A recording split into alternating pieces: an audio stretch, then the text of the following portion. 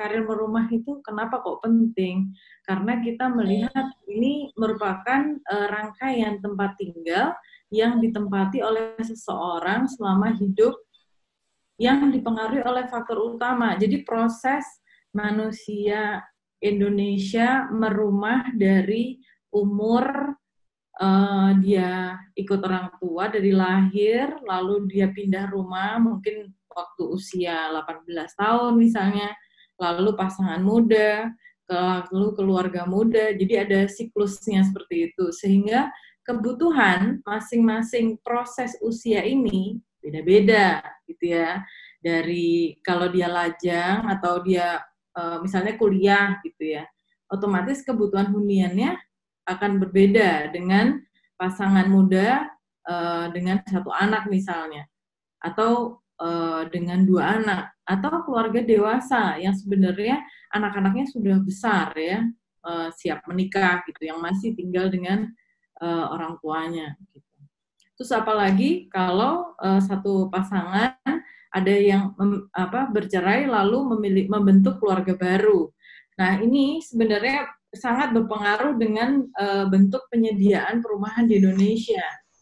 Karena selama ini kan paradigmanya satu keluarga satu rumah gitu ya.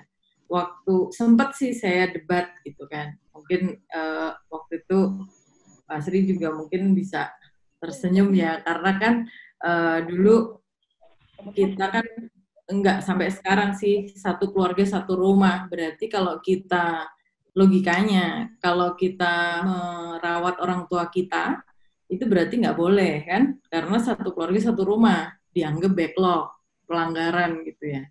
Nah nanti apakah budaya Indonesia yang merawat orang tuanya itu akan tetap berlanjut? Kalau misalnya kebijakan yang ada di Indonesia itu tidak mendukung budaya-budaya seperti itu gitu ya.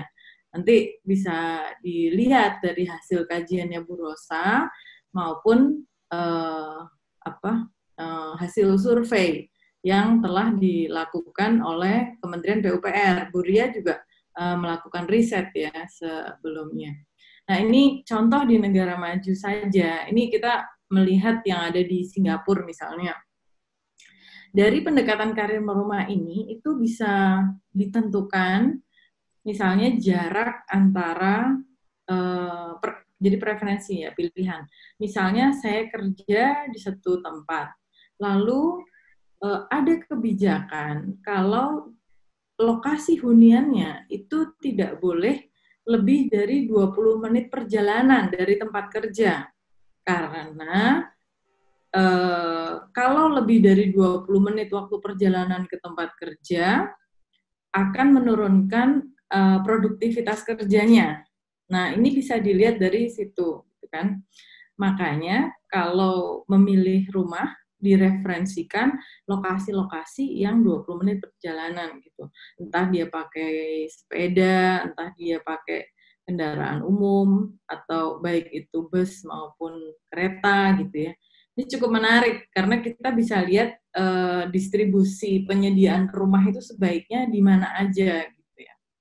Itu pilihannya apakah kita biarkan warganya kita mencari sendiri dan mengelola sendiri atau kita mulai dari buat regulasi gitu sehingga yang yang belum menerapkan ini pun juga dia akan mulai menerapkan karena ada kebijakannya gitu ya.